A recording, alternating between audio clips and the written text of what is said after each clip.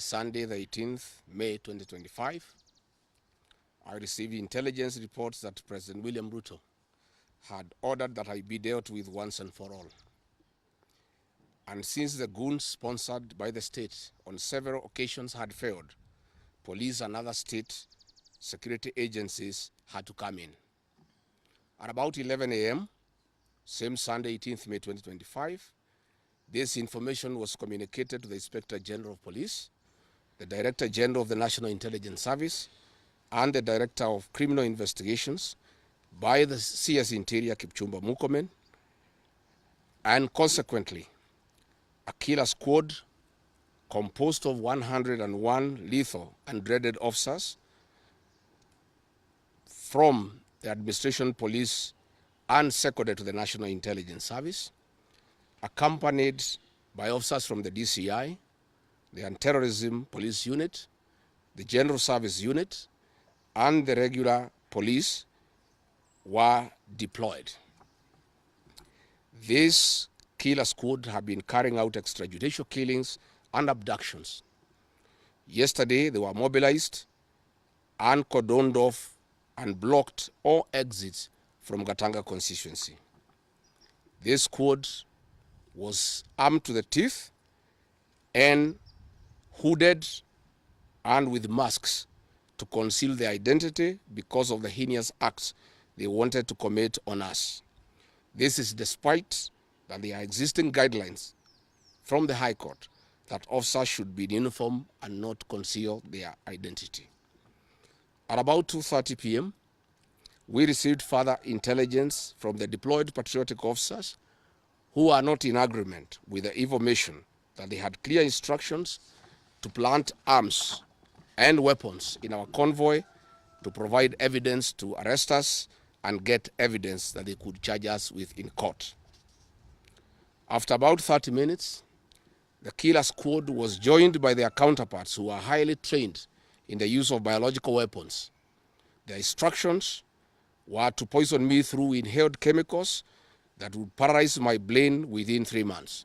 This was the intent and the purpose of the whole operation. My team and I sought alternative routes as guided by the deployed security personnel, majority of whom are our supporters and opposed to what is going on. We have credible information that President Ruto has directed that my private security personnel be disarmed and be targeted for withdrawal of their licenses so that they can leave me vulnerable to allow room for goons to attack and possibly eliminate me. President William Ruto has expressed ungovernable anger that the state-sponsored goons are being overpowered by my private security personnel who are licensed gun holders. President Ruto is furious that the people of Kenya have not forgotten about the Kiambaa church massacre, where children and women were tortured in the 2007 and /8 post-election violence, and is unhappy that I keep on reminding the people of Kenya of the heinous act. I want to say that although Kenyans forgive each other, they cannot forget this, and there is nothing the president can do about it. The president was also utterly livid that I exposed his grabbing of 5-acre piece of land inside Gong Forest, where he intends to put a private hotel. About my statement on post-election violence, this was a precautionary statement and not incitement. It is based on historical facts and past electoral experiences of 1992, 1997, and 2007 controversial elections, that we must have a free and fair election in 2027. It is my civic duty as a leader to remind IEBC, all agencies and institutions charged with election management, that they must deliver free, fair, verifiable, and credible election. I have heard the CS Interior and other pretenders to the throne claim that they will not allow political violence. I urge them to walk the talk. Since November 2024, political violence of great magnitude has been meted on me, my family, and my supporters. Not a single case has been prosecuted. For instance, on 28th November 2024, at a solemn funeral service in Limuru, Kiambu County, I was attacked by organized criminal gangs and a police escort. On 28th December 2024 in Shamata, Nyandarua, an inspector of police flanked by criminal gangs threw tear gas canisters at me. On 23rd March 2025 at ACK St. Peter's Cathedral in Nyeri, my convoy was attacked at a church compound by a known criminal gang under police escort. On 29th March 2025 in Naivasha town, we were attacked by the police. On 6th April 2025 at a church service in Mwik, PCA, hooded goons attacked us inside the church. We dismiss with contempt the loose talk by CS Interior that during the DCP party unveiling, where goons dared to cause chaos were fighting for handouts from us. These were state-sponsored, but fortunately, they were overpowered by security personnel and supporters. The CS has given instructions that instead of arresting the said goons, they disarm my security personnel to give goons free access to me and my supporters in future occasions. Let it be known that our party, DCP, has organic support, and we do not pay supporters to attend our meetings the way the government is doing to people to attend their meetings. Finally, let me assure the planners of this violence that you will not stop the cause of the people of Kenya. The one-term movement and the DCP party popularity will not be stopped and will not be slowed down.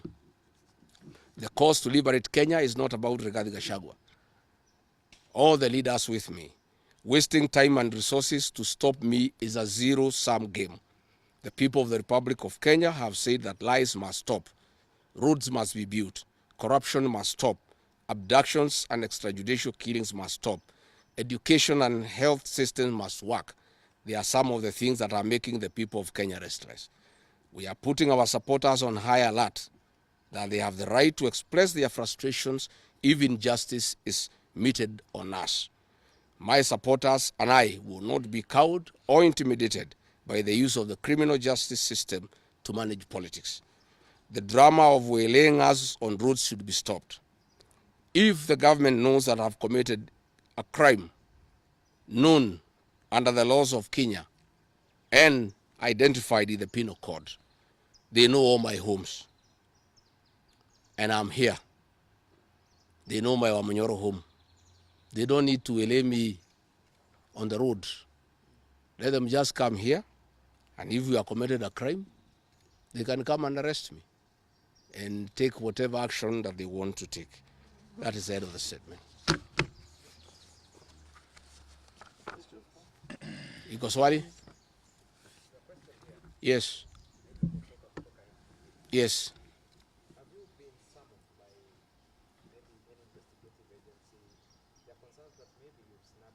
I have not been summoned by anybody, and I'm waiting if there is any summon.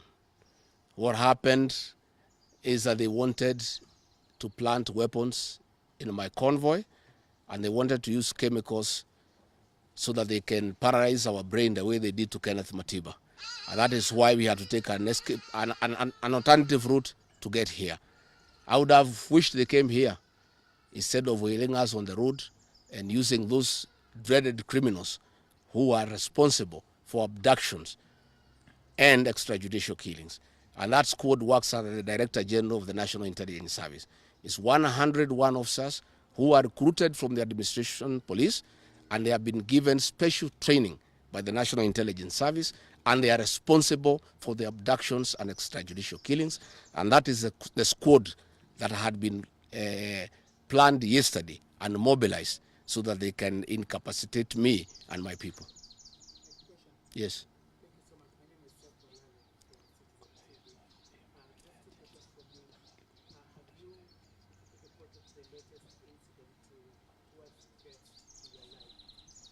Report to who?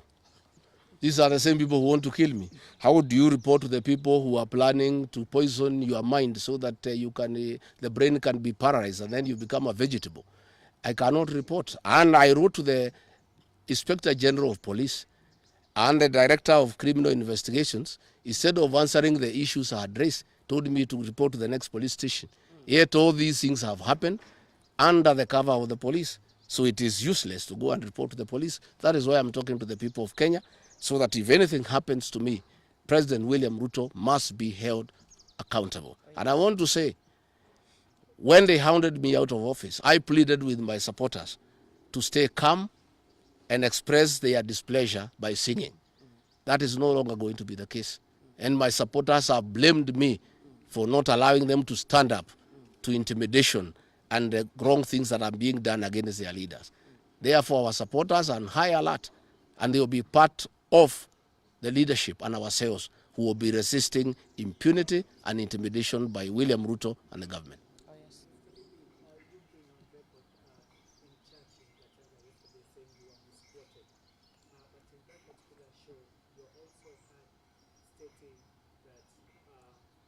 Should the elections be rigged in 2027, then it's going to be worse than how it was. I didn't say I was misquoted. I said the interpretation is wrong.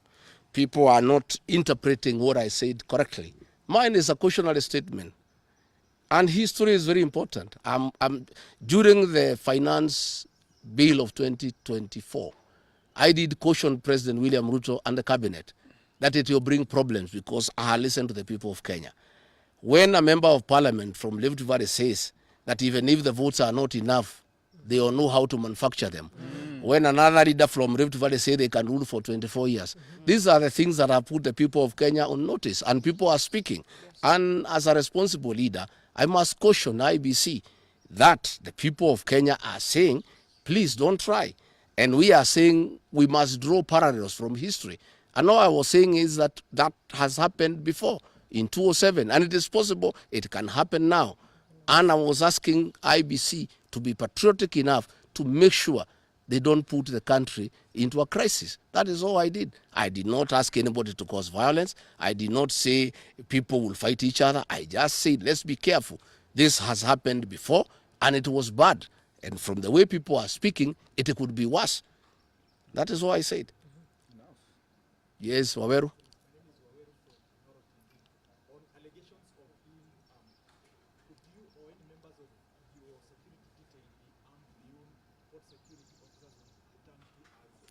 No, I am a licensed firearm holder. I've been licensed as a firearm holder from 1995. Officers who helped me are licensed firearm holders within the provisions of the law. We don't carry any illegal weapons. In this country, civilians are allowed to have firearms. And since the government withdrew security around me, and there has been so many attacks against me, it was my responsibility to put up a team of civilian firearm holders to escort me around. And there is nothing that is illegal, and there is nothing that is wrong. Tumesikizana? Asanteni sana.